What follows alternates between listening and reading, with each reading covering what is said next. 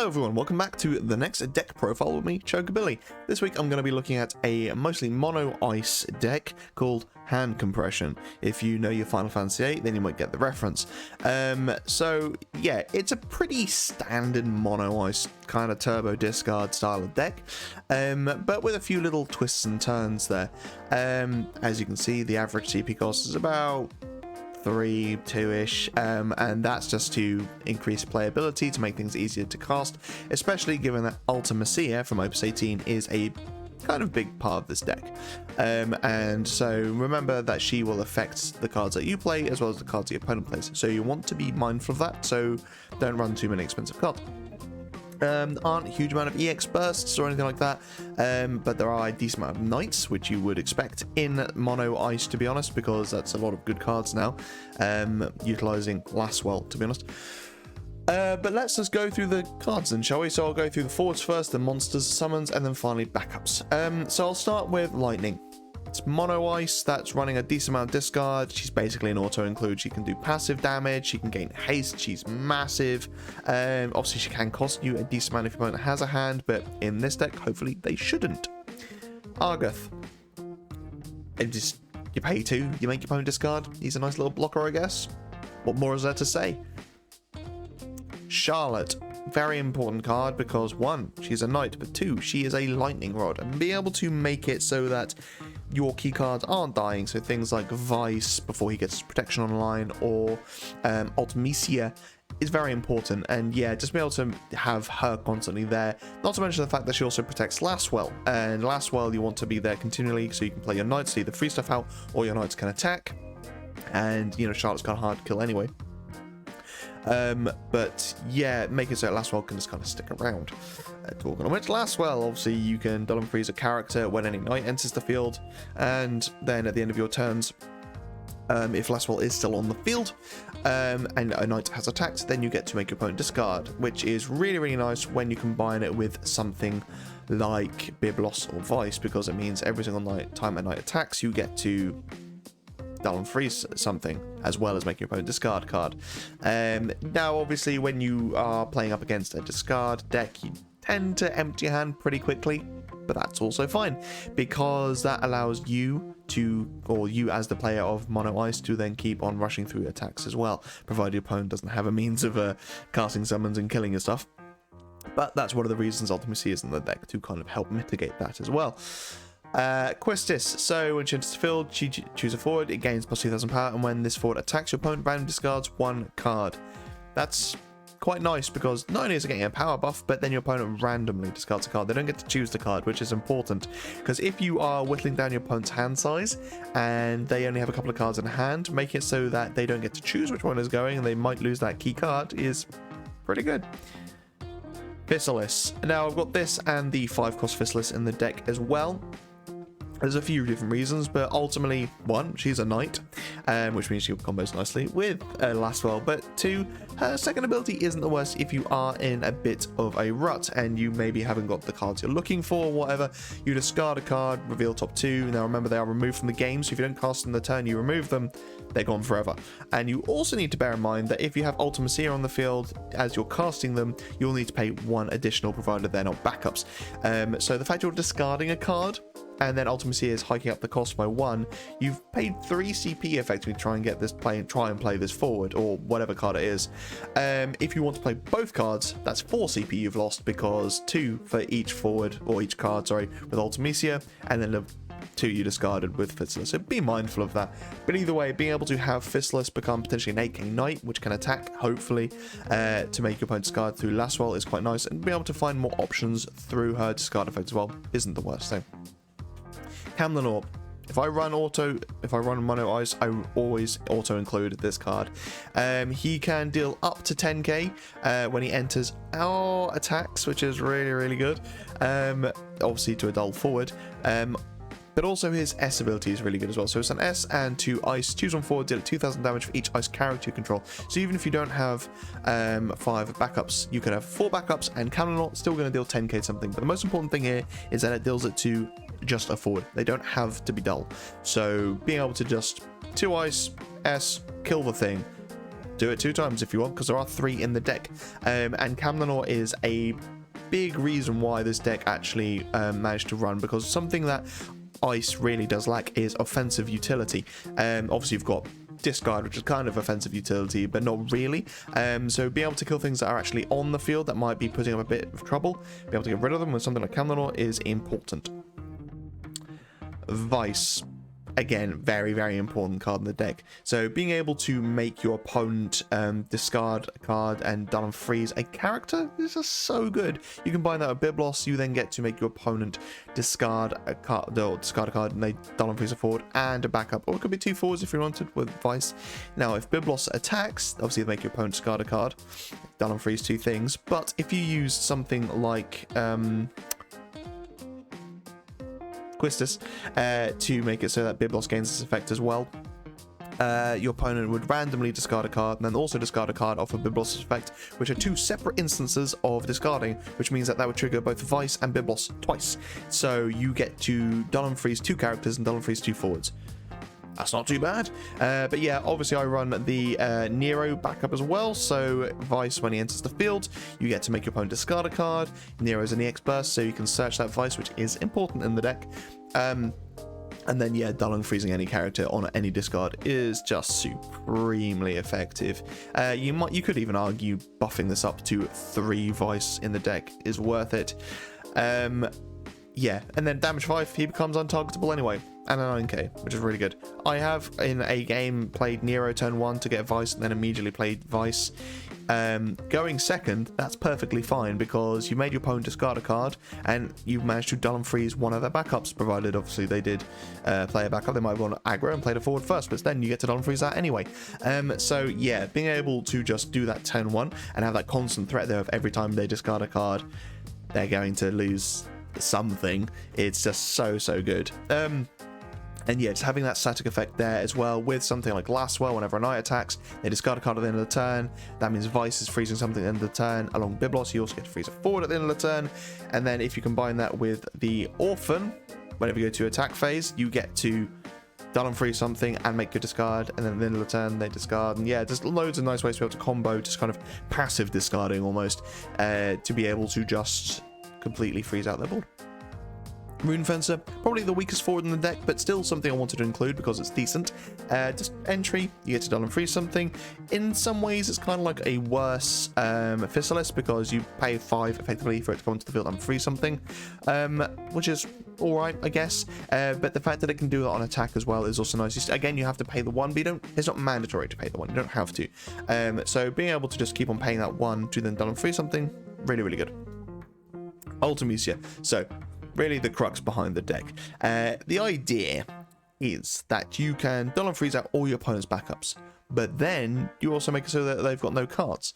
They go to their turn and they unfreeze their backups, but they're still dull, and they get 2 cards to hand.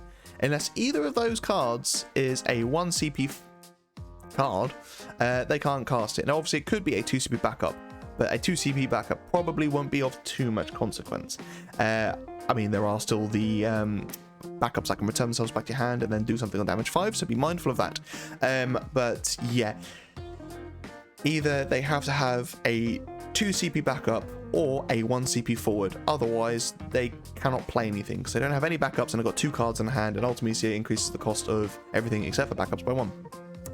Yeah, if you're at damage 5, yeah, they're just going to struggle to play anything, to be honest. And that's kind of the idea here, is to completely just lock down your opponent's resource generation, make sure they don't have a hand to be able to discard or play or a hand to be able to discard to play things, or just to do anything with. But then freezing out their backups as well, so that they can't even use those to be able to play the things. And what's worse is ultimately it then makes it so that they have to pay more for the things they want to try and cast, and it affects their summons as well, which is just gross. So yeah, just being able to make it that they have to pay so much for so little is quite funny and did me a lot of work. Just be mindful of the fact that it does hit your side as well, so that's why there's not too many high cost forwards. I've got a fair few 4 costs, but most of them are 2 costs, similarly with the backups as well. Just be mindful of that. Alright, Fistless.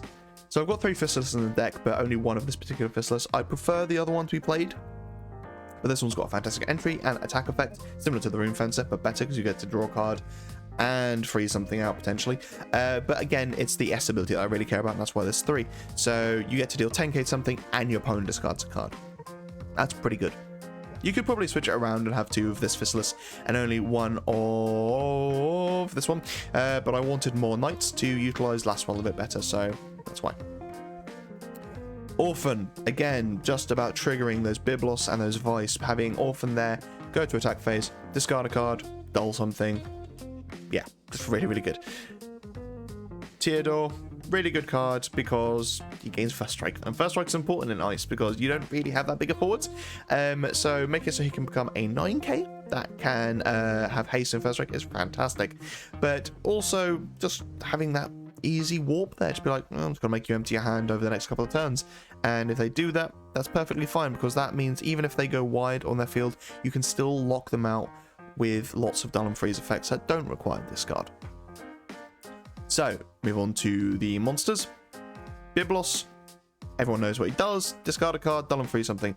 When he becomes a forward at damage 3, you get to make them discard through the attack and then dull and freeze something, which is really nice. Krista, again, a really good monster. So your opponent randomly discards a card. Again, that's very important because they don't get to choose. But then if your opponent has 2 cards less in the hand, you also get to make Krista a forward, which in this deck shouldn't be too hard. As long as you play Theodore onto the field and then have Krista there, chances are your opponent's never going to go above 2 cards ever again in their hand. Right, summons. So 2 of the Opus 18 Shiva, just because it's pretty decent. In mono ice, it won't be hard to remove 10 ice cards from your break zone, so chances are you'll be able to kill something as well. And that's the thing here, is that ice is slowly starting to get a few more offensive options. Being able to use something like the Shiva to break stuff, being able to use Camlanor to kill stuff, being able to use Fistless to kill stuff as well. There aren't many, but there are some options on killing things as well. Shiva, be able to buff most of your forwards by 3k, pretty good. And then or just dealing 9k to a dull forward as well. Again, another offensive option. Zalera, the Death Seraph, because this is really all that Ice has as a board wipe, even though it's not really. But 2 costs and 3 cost summons are a problem. Summons and forwards are a problem. So being able to just cast Zalera, get rid of those forwards, make sure they're done obviously first, but yeah, just making sure that you've got at least, and 5 costs and 7 costs as well, to be honest, is still problem forwards. So yeah, I think it covers a wide enough breadth of heavily played forwards to be able to run something like Death Seraph. And if you come up against an Axar deck and their forwards go dull, cast Zalera and you wipe their board, which is pretty fun. Shiva, just to be able to dull and freeze monsters, to be perfectly honest with you, because a lot of these effects only target, a lot of the offensive effects only really target the forwards. So being able to just proactively freeze out their monsters is also quite nice. But more so just being able to dull and freeze 3 things through 1 summon. Bear in mind you're going to cast it in your turn, but still really good. And finally move on to the backups. So we have the Black Mage. Just a standard good ice backup. I mean, in any element really. Pay the 1, discard them to draw yourself a card if you want, or to pay him as a 1 CP backup. Perfectly fine. Bear in mind that you can still use this effect on your opponent's turn as well. So maybe your opponent wants to, I don't know, affect your hand somehow. Potentially doing this might help you. I don't know. Catchy. Again, standard ice card. You get to remove something from your opponent's hand, provided it's not a backup. Bear in mind it is removed from the game, not discarded, so it won't trigger things like Vice and Biblos. Bard. So one of the reasons I always like to run these sorts of backups is because you can convert 1 CP into 2. And that's important in my books, because there's so many games where I've been like, if I had 1 extra CP, this would be game. But, you know. And either way, at damage 5, you can play them back onto the field to make your opponent discard 2 cards, which is pretty nasty. Unalaska, important card. Dull, you get to discard, but so does your opponent. But even though you're discarding a card, you're probably freezing out stuff with Vice and Biblos. So yeah, worth it in my opinion. Just a really good card to be honest. To be able to control your opponent's hand like that, nasty. Alhanalem. So many cards like to play other cards for free. So having Alhanalem just sat there being like, no you don't, is really nice. Something like Axstar or, I don't know, Magissa, things like that, where they just want to play things on the field from your hand or from your deck and whatever, and you just like, I'll handle them, remove from the game instead. Chime. So choose one forward until the end of the turn. It gains plus 1,000 power first strike. You can only use this ability if your opponent has one card or less in the hand. So one card less.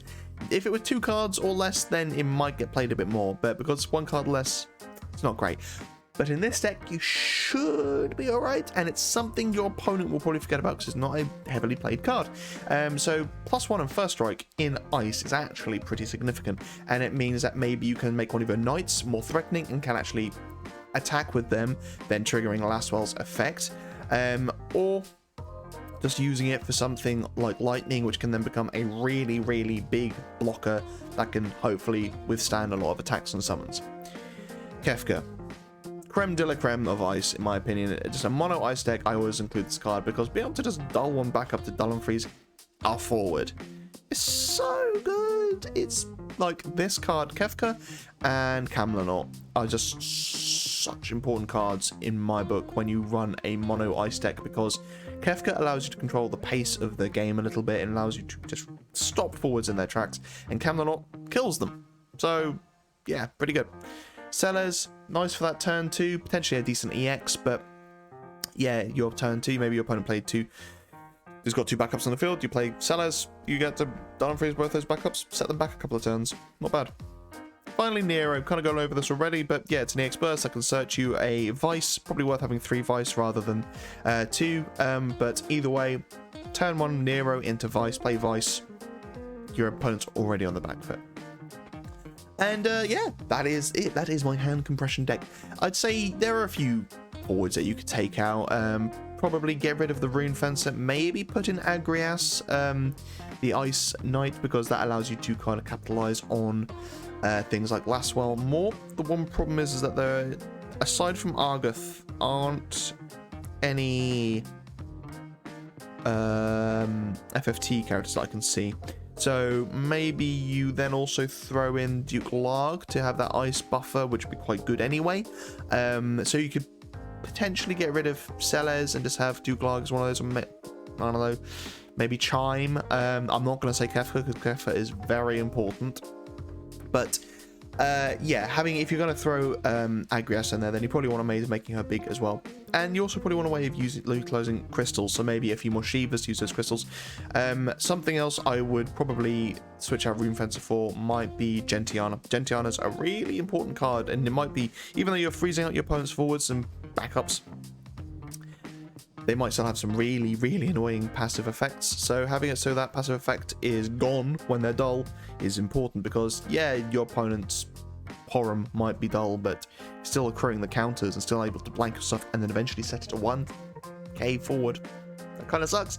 So yeah, making so they lose their abilities is good. But ultimately the idea behind this deck is to just control your opponent's resource generation, make sure they don't have hand, freeze out lots of their backups, make it so they struggle to even play things.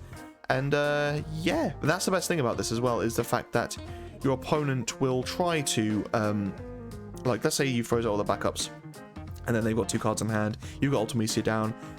Again, if it isn't a 2 CP backup or they've got a 1 CP forward in hand, they literally can't do anything with their cards. Like normally against mono, against a turbo discard, you would try to discard them somehow, but if they can't, they just have to sit there, and then you can use something like Vice, Biblos, Orphan, whatever, to make them discard the cards, at which point you then get to refreeze some of their backups. And the cycle continues. They keep on losing their resources whilst not being able to actually play anything, which allows you to keep on refreezing stuff. So yeah, it's a lot of fun to play. For me anyway, not necessarily for the people playing up against, as is the case with Turbo Discard. But yeah, how would you change this deck? What might you put in there? Maybe make it a bit more spicy, add some extra stuff in there, I don't know. Maybe something like, what's it called? Scale Toad, to again get that extra trigger at the end of your opponent's turn to dull and freeze stuff, potentially with the discard. But that sort of thing is when your opponent just discarding their hand isn't really worth it anymore anyway, so yeah, who knows. But yeah, I personally really enjoyed running this deck. I think this is the first deck I built in Opus 18, and it seemed to do all right. But let me know what you would change, what cards would you put in, what cards would you take out. But anyway, thank you so much for watching, guys. Stay safe, be lucky, and I will see you in the next video.